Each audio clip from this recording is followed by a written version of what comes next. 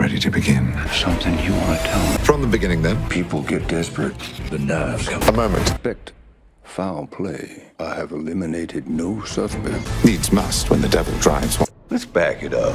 There is one guilty party behind it all. The name is Sherlock Holmes, and the address is 221B Baker Street. No. All of them lied to me. I have to finish this.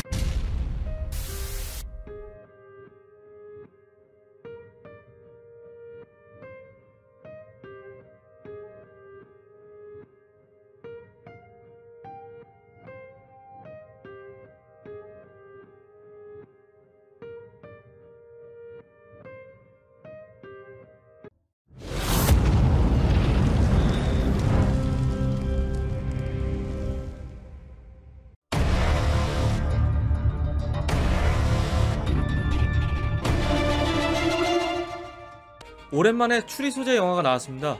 바로 나이브스 아웃인데요. 이 영화는 에거서 크리스티의 추리 스타일을 현대적으로 각색한 영화입니다. 라이언 존슨 감독은 영화 나이브스 아웃의 구상을 무려 10년 전부터 시작했고, 특히 에거서 크리스티 영화를 보고 자랐기 때문에 이번 영화의 영감을 이 부분에서 얻었다고 했습니다. 그래서 영화 나이브스 아웃은 에거서 크리스티 영화의 재해석 또는 오마주라고 해도 좋을 것 같습니다.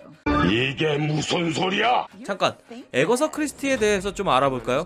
에거서 크리스티는 추리소설 작가로 오리엔트 특급 살인, 삐뚤어진 집, 나일강의 죽음 등 엄청난 작품들을 많이 집필했으며 이 작품들은 영화화되기도 했습니다.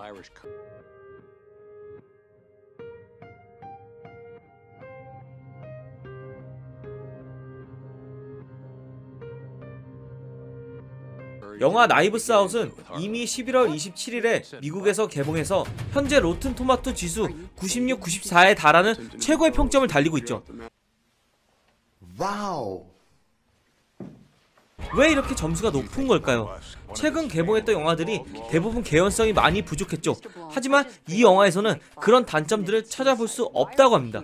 영화 초반부터 결말까지 짜임새 있게 연결되는 높은 완성도와 진행되면서 뿌려진 모든 떡밥들은 영화가 끝나는 순간까지 모두 회수한다고 합니다. 그리고 제일 중요한 헐리우드 최고의 배우진 다니엘 크레이그, 크리스 에반스, 제이미 리 커티스, 마이클 셰넌, 이 배우들 모두 훌륭한 연기를 보여줘서 최고의 배우를 뽑기 어려울 정도라고 합니다. 또한 이 헐리우드 최고의 배우들이 캐스팅을 수락한 이유가 라이언 존슨 감독의 대본을 보고 나서 결정했다고 하네요.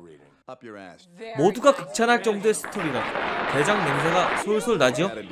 헛소리 하지마 임마. 물론 뚜껑을 열어보기 전까지는 모르는 문제이긴 한데 바로 제가 확인해보고 말씀드리겠습니다. 잠시만 기다려주세요.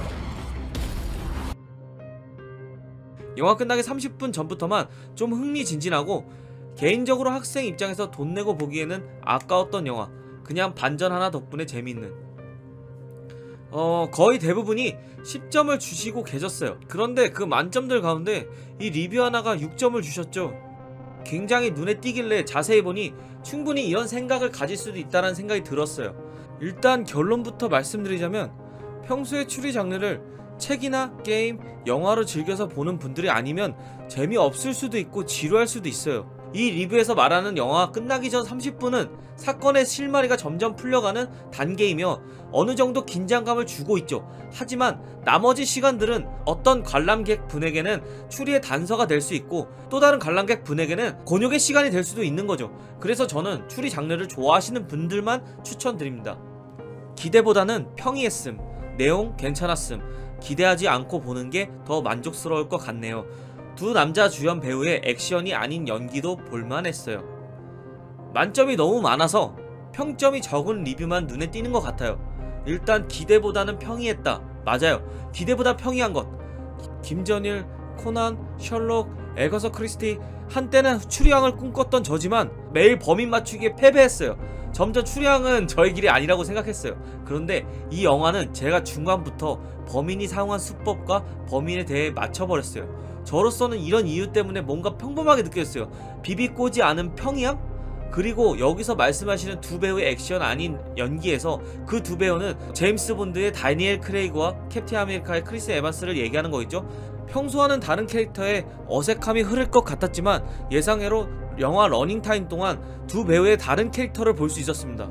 역시 배우는 배우예요. 이런 분위기의 영화를 좋아해서 볼만했어요. 제일 긴장했던 장면은 마르타와 블랑이 차를 타고 이동하는 장면이었어요. 블랑이 음료를 마시면 어쩌나? 저와 같은 생각을 하신 분이 여기 계셨네요. 마르타의 토사물 음료를 보고는 설마 블랑이 마시지 않을까 조마조마했습니다. 지금 영화를 안 보신 분들이 많을 텐데 이 리뷰를 보시고 영화를 보신 분이라면 그분은 웃고 계시지 않을까 생각이 드네요. 연출, 리듬감, 찰진 연기까지 뭐 하나 빠지지 않게 고급스레 버무린 팝콘 무비. 그렇다고 허술하다든가 구멍은 없고 신라호텔 망고 빙수같이 너무 좋아. 너무나도 잘 버무려진 팝콘 무비 맞아요. 물론 추리를 좋아하시는 분들께는요. 그런데 제가 늦은 시간에 관람해서 그런지 모르겠지만 간간히 들리는 코골이가 곳곳에 있었어요. 어느 분들은 지루함을 못 이기신 것 같았어요. 또한 저는 영화관을 나오면서 리뷰를 위해 관객들 얘기를 귀담아 두는 편인데 대부분 이게 뭐냐, 지루해서 죽을 뻔했다, 이런 찐따들이 보는 영화다 라고 얘기하더군요. 말인지 입에서 방구를 뿜는지 모르겠지만 저도 이런 장르를 좋아하고 몰입감 있게 본 사람으로서 기분이 나빴습니다.